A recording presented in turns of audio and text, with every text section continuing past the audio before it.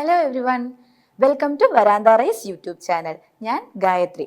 നമുക്ക് എല്ലാവർക്കും അറിയാം, മാർച്ച് 8 ഇന്റർനാഷണൽ വുമൻസ് ഡേ ആയിട്ടാണ് നമ്മൾ ആചരിക്കുന്നത്. അപ്പോൾ ഈ ഇന്റർനാഷണൽ വുമൻസ് ഡേയുടെ ഭാഗമായിട്ട് നമ്മൾ achieved women's in respective field എന്ന ടോപ്പിക്കിനെ പറ്റിയിട്ടാണ് ഇവിടെ ചർച്ച ചെയ്യുന്നത്. ഈ ടോപ്പിക്കിനെ പറ്റി പറയുന്നതിന് മുന്നേ നമ്മൾ അറിഞ്ഞിരിക്കേണ്ട ഒരു കാര്യമുണ്ട്. നമ്മൾ എന്തിനാണ് വുമൻസ് ഡേ ആഘോഷിക്കുന്നത്? അതേ വർഷം വരെ വുമൻസിന് കിട്ടുന്ന അച്ചീവ്മെന്റ്സ് സെലിബ്രേറ്റ് ചെയ്യുവാനും അതോടൊപ്പം തന്നെ നമുക്ക് കുറച്ച് റൈറ്റ്സ് ഉണ്ട്, അത് എല്ലാ ഫീൽഡിലും നമുക്ക് ലഭിക്കുന്നുണ്ടോ എന്ന് ഉറപ്പുവരുത്തുവാൻ കൂടിയാണ് നമ്മൾ വുമൻസ് ഡേ ആഘോഷിക്കുന്നത്. ഇനി നമ്മൾ പൊതുവെ പറയുന്ന ഒരു കാര്യമുണ്ട്, എല്ലാ ജോലിക്കും അതിൻ്റെതായ വിലയുണ്ട്.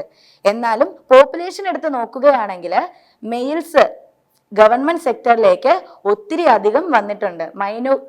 മൈനോറിറ്റിയാണ് ഫീമെയിൽസ് വന്നിട്ടുള്ളത്.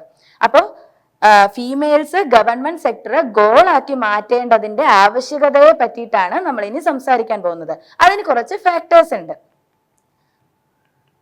അതിൽ ഒന്നാമത്തെ ഫാക്ടർ ആണ് ഡൈവേഴ്സിറ്റി ആൻഡ് റെപ്രസെന്റേഷൻ. ഒരു പോപ്പുലേഷൻ ഉണ്ട്, അവിടെ മെന്നുമുണ്ട് വുമണുമുണ്ട്. അപ്പൊ മെന്നിന്റെ മാത്രം കാഴ്ചപ്പാടുകൾ കൊണ്ട് ഒരു പബ്ലിക് സെക്ടർ മുന്നോട്ട് കൊണ്ടുപോകാൻ പറ്റുമോ? ഇല്ല. അവിടെ വുമണിന്റെ കൂടി വൈവിധ്യമാർന്ന ആ കാഴ്ചപ്പാടുകൾ ഇൻക്ലൂഡ് ചെയ്യേണ്ട ആവശ്യകതയുണ്ട്. എങ്കിൽ മാത്രമേ ആ പോപ്പുലേഷന്റെ കംപ്ലീറ്റ് ആയിട്ടുള്ള ഒരു പ്രശ്നം വന്നു കഴിഞ്ഞാൽ അത് പരിഹരിക്കുവാൻ സാധിക്കുകയുള്ളൂ. അതുപോലെ രണ്ടാമത്തെ ഫാക്ടറാണ് ഇൻക്ലൂസീവ് പോളിസി മേക്കിംഗ്.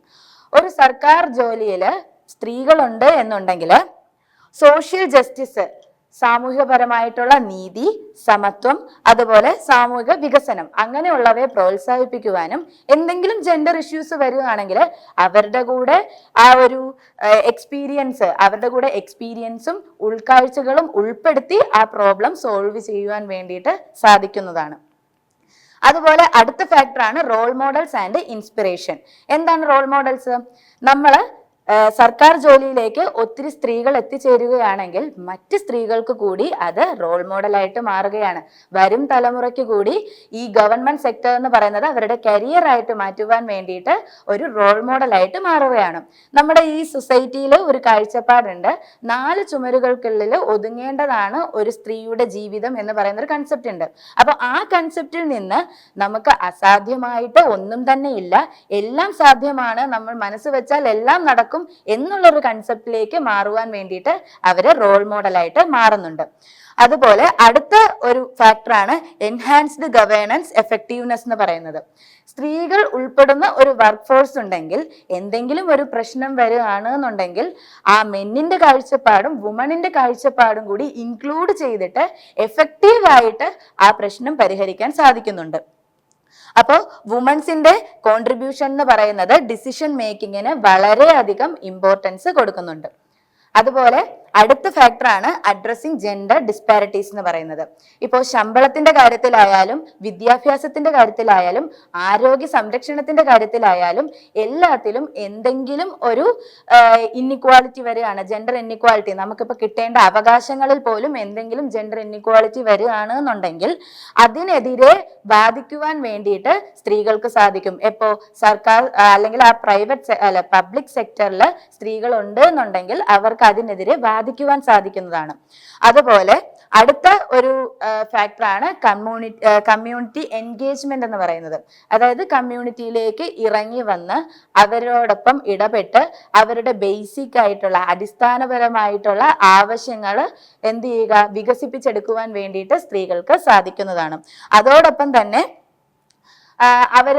നമ്മുടെ പോപ്പുലേഷൻ നേരിടുന്ന ആ ഒരു വെല്ലുവിളികൾ, പ്രശ്നങ്ങളെല്ലാം നല്ല രീതിക്ക് മനസ്സിലായിട്ട് അവർക്ക് വേണ്ടിയിട്ടുള്ള കാര്യങ്ങൾ ചെയ്യുവാൻ വേണ്ടിയിട്ട്, ആ പ്രശ്നങ്ങൾ സോൾവ് ചെയ്യുവാൻ വേണ്ടിയിട്ട് സ്ത്രീകൾ കൂടി പബ്ലിക് സെക്ടറിൽ ഉൾപ്പെടുകയാണെങ്കിൽ സാധിക്കുന്നതാണ്. ഇനി അടുത്തതാണ് ഗ്ലോബൽ കോമ്പറ്റീറ്റീവ്നെസ്. ഒരു പബ്ലിക് സെക്ടറിനകത്ത് പുരുഷന്മാർ മാത്രമേ ഉള്ളൂ, അവരുടെ കഴിവുകൾ മാത്രമേ ഉള്ളൂ എങ്കിൽ എന്തെങ്കിലും കോമ്പറ്റീഷൻ ഉണ്ടാവുമോ? ഇല്ല. അവിടെ സ്ത്രീകളുടെ കൂടി വൈവിധ്യമാർന്ന കഴിവുകളും കാഴ്ചപ്പാടുകളും എല്ലാം ഉണ്ടെങ്കിൽ മാത്രമേ അവിടെ ഒരു കോമ്പറ്റീഷൻ വരുന്നുള്ളൂ.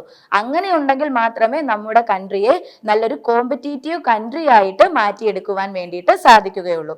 അടുത്ത ഫാക്ടറാണ് എംപവർമെന്റ് ആൻഡ് എക്കണോമിക് ഡെവലപ്മെന്റ് എന്ന് പറയുന്നത്. ഒരു ഫാമിലി ഉണ്ട്, ആ ഫാമിലിയിൽ ഭർത്താവിന് മാത്രം ജോലിയുണ്ട്, ഭർത്താവിന് മാത്രം ഇൻകം ഉണ്ട് എന്ന് പറയുന്നെങ്കിൽ തട്ടിയും മുട്ടിയും നമുക്ക് ആ ഫാമിലി മുന്നോട്ട് കൊണ്ടുപോകാൻ പറ്റും. എന്നാൽ ഭാര്യയ്ക്ക് കൂടി ഉണ്ടെങ്കിലോ എക്കണോമിക്കലി അവര് സ്റ്റേബിൾ ആയിട്ട് മാറും.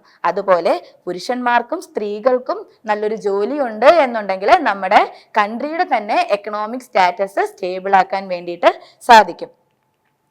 ഇത്രയും നേരം നമ്മൾ പറഞ്ഞത് സ്ത്രീകൾ എന്തുകൊണ്ടാണ് ആ ഗവൺമെന്റ് സെക്ടറിലേക്ക് വരേണ്ട ആവശ്യകത എന്നുള്ളതിനെ പറ്റിയിട്ടാണ്.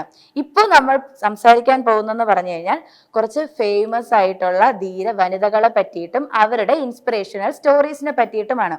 ഇവിടെ നമ്മൾ കാണുന്നത് കൽപ്പന ചൗള. നമുക്ക് എല്ലാവർക്കും അറിയാം, ആകാശത്തെ പ്രണയിച്ചവളാണ് കൽപ്പന ചൗള.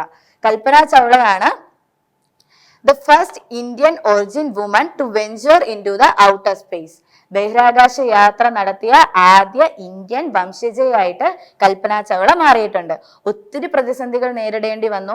ഫാമിലിയുടെ ഭാഗത്തു നിന്നൊന്നും അധികം വലിയ സപ്പോർട്ടൊന്നും ഉണ്ടായിരുന്നില്ല. എങ്കിലും ചെറിയ ചെറിയ സപ്പോർട്ടിലൂടെ ഒത്തിരിയും തന്നെ പ്രതിസന്ധികൾ നേരിട്ട് വന്നൊരു വനിതയാണ് കൽപ്പന ചൗള. പെൺകുട്ടികളൊന്നും ആ കാലത്ത് എത്തിപ്പെടാൻ പറ്റാത്ത എയ്റോനോട്ടിക്സിലേക്ക് എത്തിപ്പെടുകയും അവളുടെ എയിം നേടിയെടുക്കുകയും ചെയ്തു. ഇനി അടുത്ത ഒരു വ്യക്തിത്വമാണ് Kiran Bedi. She is the first woman officer in India. Indian police service IPS ആയിട്ടുള്ള ആദ്യത്തെ ഇന്ത്യൻ വനിതയാണ് കിരൺ ബേദി എന്ന് പറയുന്നത്. കിരൺ ബേദി മോട്ടോ ആയിട്ട് സൂക്ഷിച്ചിരിക്കുന്നതെന്ന് പറഞ്ഞാൽ നമുക്ക് അസാധ്യമായിട്ട് ഒന്നും തന്നെ ഇല്ല, എല്ലാം പോസിബിൾ ആണ്. അങ്ങനെയാണ് കിരൺ ബേദി തന്റെ വിജയത്തിലേക്ക് എത്തിച്ചേർന്നിട്ടുള്ളത്. ഇനി അടുത്ത വ്യക്തിത്വമാണ് മേരി കോം. നമുക്ക് എല്ലാവർക്കും സുപരിചിതമാണ് മേരി കോം. അവരുടെ ജീവചരിത്രവും നമുക്കറിയാവുന്നതാണ്. മേരി കോം ഫാമിലിയുടെ ഭാഗത്തുനിന്ന് വലിയ സപ്പോർട്ടൊന്നും ഇല്ലാതെ കല്യാണം കഴിച്ചതിന് ശേഷം 2 ഇരട്ട കുട്ടികളുടെ അമ്മയായതിനു ശേഷവും സ്വന്തം എയിം വിട്ടുകൊടുക്കാതെ തന്റെ വിജയത്തിലേക്ക് എത്തിയ വനിതയാണ് മേരി കോം എന്ന് പറയുന്നത്. She is the only woman boxer who has won a medal in each of the 6th world championship. 6 world ചാമ്പ്യൻഷിപ്പിൽ മെഡൽ നേടിയ ഒരേ ഒരു വുമൺ ആണ് മേരി കോം എന്ന് പറയുന്നത്. അതോടൊപ്പം she is the first Indian woman boxer to win a gold medal in Asian games. Asian ഗെയിംസിൽ gold medal നേടിയ ആദ്യത്തെ വനിതയാണ്, ആദ്യത്തെ ബോക്സറാണ് മേരി കോം എന്ന് പറയുന്നത്. അന്ന് ഈ ബോക്സിംഗ് ഫീൽഡിലേക്ക് ഗേൾസ് അധികം എത്താറില്ല. എന്നിട്ട് പോലും അധികം പോരാട്ടങ്ങൾക്ക് ശേഷം മേരി കോം തന്റെ എയിംസ് നേടിയെടുക്കുകയാണ് ചെയ്തത്. ഇനി അടുത്ത ആളാണ് സൈന നെഹ്വാൾ. ബാഡ്മിന്റണിൽ മെഡൽ നേടിയ ഫസ്റ്റ് ഇന്ത്യൻ വനിതയാണ്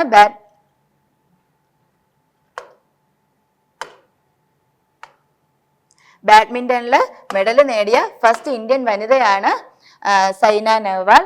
ഒത്തിരി അധികം പ്രശ്നങ്ങൾ നേരിടേണ്ടി വന്നു സൈന നെഹ്വാളിന്. എന്നിട്ട് കൂടി തൻ്റെ ലൈഫിലെ എയിം അച്ചീവ് ചെയ്ത ഒരു വനിതയാണ് സൈന നെഹ്വാൾ. പറയുന്നത് നമുക്കൊരു ദൃഢനിശ്ചയമുണ്ട് എന്നുണ്ടെങ്കിൽ ആരൊക്കെ തന്നെ നമ്മളെ പിൻവലിച്ചാലും നമ്മൾ ആ എയിമിലേക്ക് എത്തിച്ചേരുക തന്നെ ചെയ്യും. ആ ഒരു എയിമിൽ നിന്ന് പിന്നോട്ട് മാറാതെ എത്തിച്ചേരുക എന്നുള്ളതാണ് സൈന നെഹ്വാൾ പറഞ്ഞിട്ടുള്ളത്. ഇനി അടുത്തതാണ് ശാന്തി ടിഗ.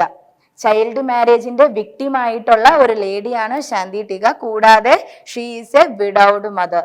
എന്നിട്ട് കൂടി തൻ്റെ പ്രശ്നങ്ങളെ മാറ്റിവെച്ച് തൻ്റെ എയിമിലേക്ക് എത്തിയ വനിതയാണ് Shanti Tigga. She became the first female jawan in the Indian army. Indian ആർമിയിലെ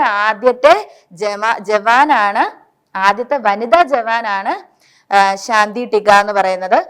അവർ നേടിയ അച്ചീവ്മെന്റ്, അവരൊരു ആണിനേക്കാളും നല്ല കരുത്തേറിയ പെൺ ആണ് എന്ന് തെളിയിച്ച ഒരു വനിതയാണ് ശാന്തി ടിഗ. അവർ നേടിയ അച്ചീവ്മെന്റ്സിന് പ്രതിഭ പട്ടേൽ ഓണർ ചെയ്യുന്ന ഒരു പിക്കാണ് ഈ കാണുന്നത്. ഇത്രയും നേരം നമ്മൾ പറഞ്ഞത് ഫേമസ് ആയിട്ടുള്ള വനിതകളെ പറ്റിയിട്ടാണ്. ഇനി നമ്മുടെ ഈ ഇൻസ്റ്റിറ്റ്യൂഷനിൽ തന്നെ പഠിച്ച് നല്ല രീതിക്ക് പോസ്റ്റുകളിൽ എത്തിയ കുറച്ച് വനിതകളെ പറ്റിയിട്ട് പറയാം. ആദ്യം കാണുന്നത് സുൽഫിയ മോൾ.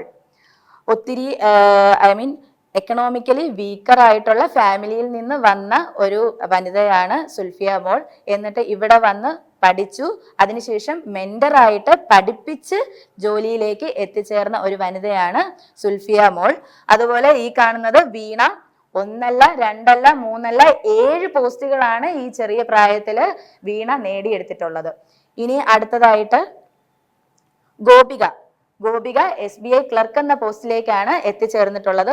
ഒത്തിരി അധികം പ്രതിസന്ധികൾ ഉണ്ടായിട്ടും അതെല്ലാം തരണം ചെയ്ത് ഈ ഒരു പോസ്റ്റിലേക്ക് എത്തിച്ചേർന്നതാണ് ഗോപിക. അടുത്തതാണ് ലക്ഷ്മി.